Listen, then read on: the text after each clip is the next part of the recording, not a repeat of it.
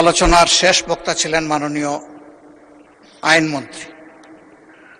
তিনি তার বক্তব্যে আমাকে একটু হয়তো খেয়াল করেন নাই ভালো করে আমার কথাটা, আমার তাই মনে হয়েছে।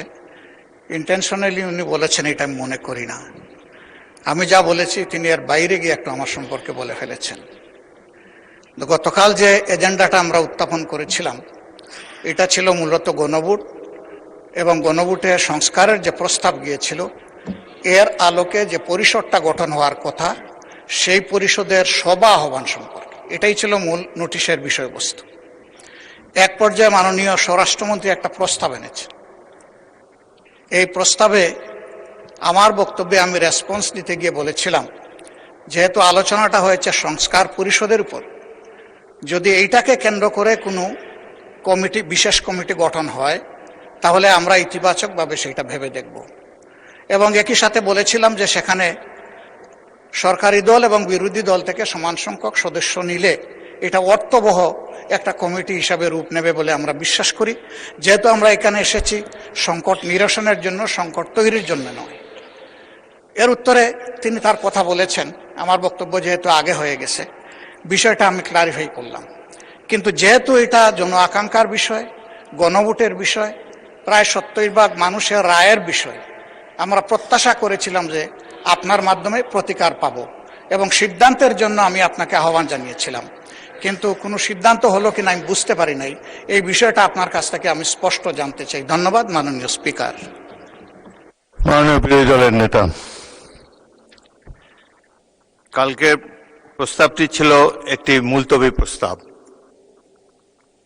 এটি আমার অনুপস্থিতিতে গৃহীত হয়েছিল। বাংলাদেশের 53 বছরের সংসদীয় ইতিহাসে মাত্র 3টি মুলতবি প্রস্তাব গৃহীত হয়েছে। একটি জনাব আনোয়ার হোসেন মঞ্জুর, অপরটি ছিল গ্রেনেড হামলা সম্পর্কিত, আর একটি ছিল নুর ইসলাম মনির কোস্টগার্ড সম্পর্কিত। বছর পর বছর চলে যায়, কোনো মুলতবি প্রস্তাব গৃহীত হয় না সংসদে।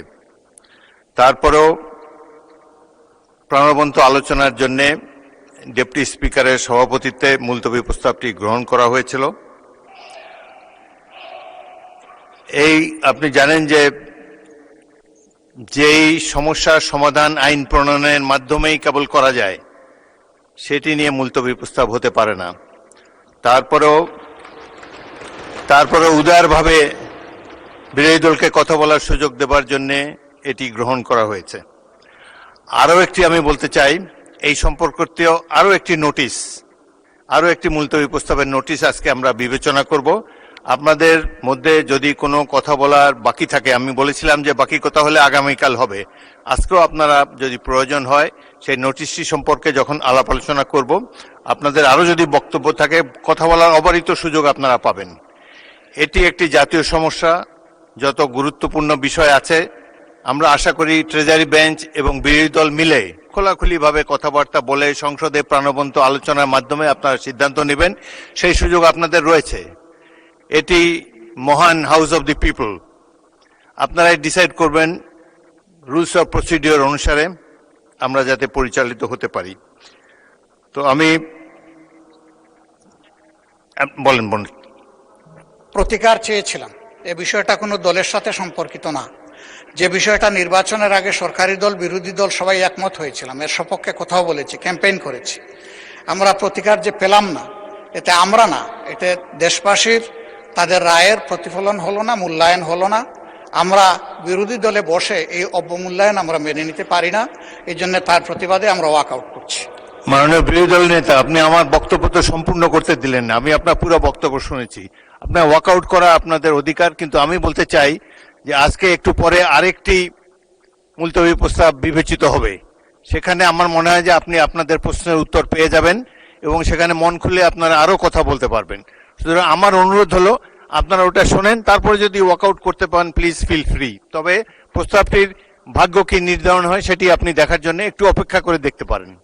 বিরোধী দল নেতাকে মাইক দেন। হ্যাঁ, ওই নোটিশটাও আমাদের নজরে আগে কিছুটা এসেছে এবং আমরা মনে করি যে মূল নোটিশকে চাপা দেওয়ার জন্য ওই নোটিশটা সামনে আনা হয়েছে। এই জন্য দুইটার প্রতিবাদেই আমরা এই সংসদ থেকে আপাতত walk out মাননীয় করছি। বিরোধী দলের নেতা, ধন্যবাদ মাননীয় স্পিকার। নোটিশই তো উত্থাপন হয়নি, আপনি কি করে বুঝলেন কোনটা চাপা দেওয়ার জন্য এটা করা হচ্ছে? আমি মাননীয় অনুরোধ স্পিকার, করছি একটু ধৈর্য এই ধরে হাউসেই- অপেক্ষা করেন, নোটিশের বিষয়বস্তু শুনেন, তারপরে আপনারা ফিল ফ্রি টু মাননীয় ওয়াক আউট, স্পিকার, নো আপনার প্রবলেম। অ্যাবসেন্সে এই হাউসে এই নোটিশটা পড়া হয়েছে, সংশ্লিষ্ট সদস্য এটা পড়েছেন, আমরা শুনেছি। এই জন্য আমরা বুঝে শুনেই বলছি যে এই দুই কারণেই আমরা এখন ওয়াক আউট করছি। আপনাকে ধন্যবাদ। নিশ্চয়ই সংসদীয় রীতি অনুযায়ী আপনারা ওয়াক আউট করতে পারেন, ফিল ফ্রি। ধন্যবাদ।